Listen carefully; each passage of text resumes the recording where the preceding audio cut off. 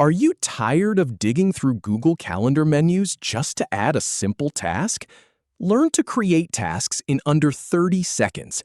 In this quick tutorial, I'll show you exactly how to switch to tasks, create a new list, and name it, all in just a few clicks. Start by clicking the Switch to Tasks button in the upper right corner of the screen. Then, from the left sidebar, click on Create New List.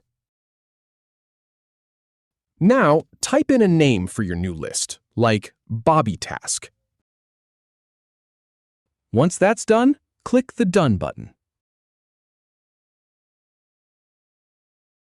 You'll see the new list name appear. Type it in again to confirm.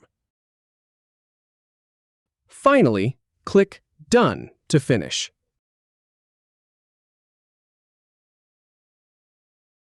If you have any feedback, or if any info is inaccurate, please leave a comment below. We'll do our best to answer or redo the video if needed. Thanks for watching.